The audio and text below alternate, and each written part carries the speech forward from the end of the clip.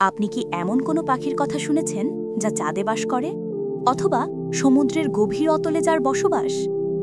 ভাবছেন এ তো রূপকথার গল্প, কিন্তু এগুলো কোনো সাধারণ কল্পকাহিনী নয়। এগুলো সেই রহস্যময় পাখিদের ঘিরে প্রচলিত লোককথা, যে পাখিরা ছিল আল্লাহর পাঠানো এক বিশেষ সেনাবাহিনী, আবাবিল পাখি। একঝাঁক ক্ষুদ্র পাখি যারা আল্লাহর নির্দেশে ধ্বংস করে দিয়েছিল এক বিশাল হস্তি বাহিনীকে, যে বাহিনীর উদ্দেশ্য ছিল পবিত্র কাবা শরীফকে ধুলোয় মিশিয়ে দেওয়া। আজকের ভিডিওতে আমরা পবিত্র কুরআনের আলোকে সেই অবিশ্বাস্য ঘটনাটি তো জানবই, আর তার সাথে ডুব দেব আবাবিল পাখিকে ঘিরে থাকা সেই সব রহস্যে। তারা কি সত্যি চাঁদে থাকে? কোথা থেকে এসেছিল তারা, আর মিশন শেষ করে কোথায় বা হারিয়ে গেল? এই সব প্রশ্নের উত্তর জানতে ভিডিওটি শেষ পর্যন্ত দেখুন। চলুন আর দেরি না করে সময়ের চাকাকে ঘুরিয়ে আমরা ফিরে যাই সেই অলৌকিক সময়ে। ঘটনার সূত্রপাত ইয়েমেনের শাসক আব্রাহা আল আসরামকে ঘিরে। আব্রাহা ছিলেন একজন খ্রিস্টান শাসক এবং অত্যন্ত অহংকারী। তিনি দেখলেন আরবের সমস্ত মানুষ ব্যবসা বাণিজ্য এবং তীর্থযাত্রা বা হজের জন্য মক্কায় অবস্থিত কাবা ঘরে যায়। কাবার প্রতি মানুষের এই শ্রদ্ধা ও ভালোবাসা আব্রাহার মনে হিংসার আগুন জ্বালিয়ে দিল। তিনি চাইলেন মানুষ যেন কাবা ছেড়ে তার রাজ্যে আসে। এই উদ্দেশ্যে তিনি ইয়েমেনের রাজধানী সানাতে আল কুল্লাইস নামক এক বিশাল ও ভব্য গির্জা নির্মাণ করলেন। সোনা, রূপা ও মূল্যবান পাথর দিয়ে সাজানো হয়েছিল সেই গির্জা। আব্রাহার ধারণা ছিল এই গির্জার চাকচিক্য দেখে মানুষ কাবাকে ভুলে যাবে, কিন্তু তার পরিকল্পনা ব্যর্থ হল। আরবের মানুষ পবিত্র কাবা শরীফের প্রতি তাদের টান অটুট রাখল। এর চেয়েও খারাপ ঘটনা ঘটল যখন আরবের এক ব্যক্তি আব্রাহার সেই গির্জায় গিয়ে তাকে অপবিত্র করে আসে। এই ঘটনায় আব্রাহা ক্রোধে উন্মত্ত হয়ে গেলেন। তিনি শপথ নিলেন তিনি মক্কা আক্রমণ করে কাবাঘরকে মাটির সাথে মিশিয়ে দেবেন।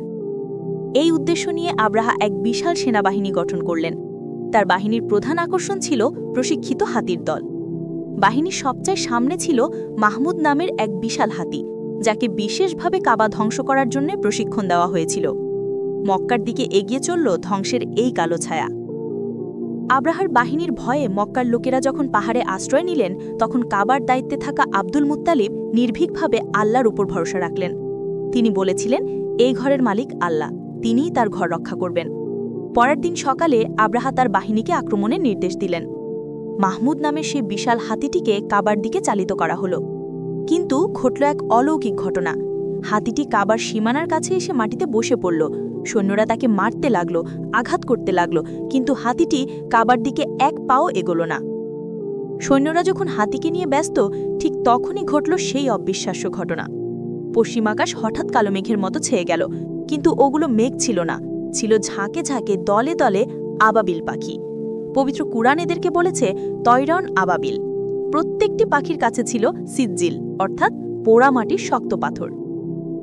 আল্লাহর নির্দেশে পাখিরা সেই পাথরগুলো আব্রাহার সেনাবাহিনীর উপর নিক্ষেপ করতে শুরু করল। পাথরগুলো আকারে ছোট হলেও তাদের আঘাত ছিল বিধ্বংসী। যার উপরে তা পড়ছিল তার শরীর ভেদ করে বেরিয়ে যাচ্ছিল।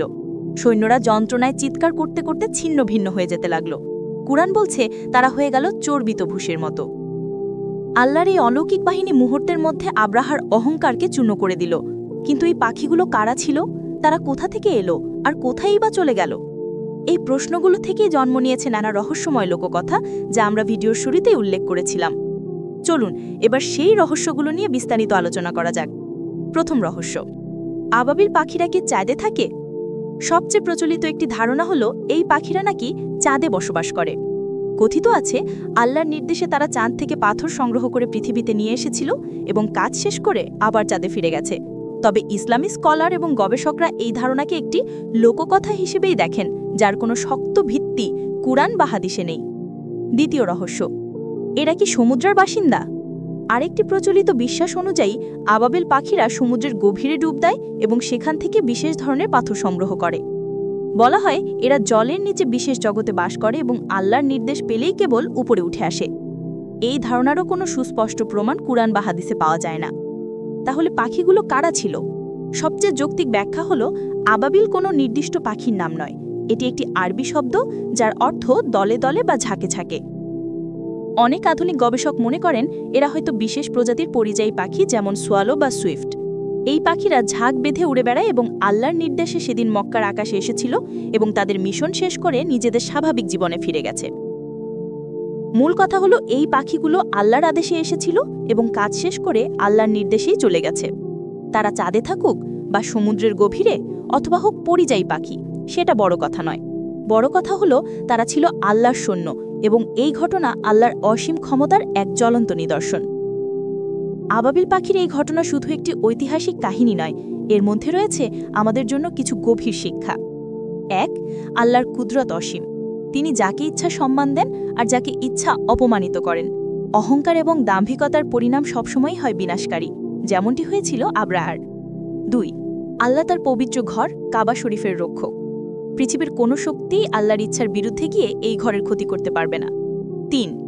আকার বা শক্তি বড় কথা নয়, আল্লাহর ইচ্ছায় ক্ষুদ্রাতি ক্ষুদ্র সৃষ্টিও পৃথিবীর সবচেয়ে শক্তিশালী শক্তিকে পরাজিত করতে পারে। এটি আমাদের শেখায় কখনো কোনো কিছুকে তুচ্ছ ভাবতে নেই। ঐতিহাসিকভাবে এই ঘটনাটি এতটাই গুরুত্বপূর্ণ ছিল যে যেই বছর এটি ঘটেছিল সেই বছরটিকে আরবরা আমুল ফিল বা হস্তির বছর নামে নামকরণ করে। আর এই বছরই জন্ম নিয়েছিলেন আমাদের প্রিয় নবী হযরত মুহাম্মদ সাল্লাল্লাহু আলাইহি ওয়াসাল্লাম। এটি ছিল তার আগমনের পূর্বে একটি বড় নিদর্শন।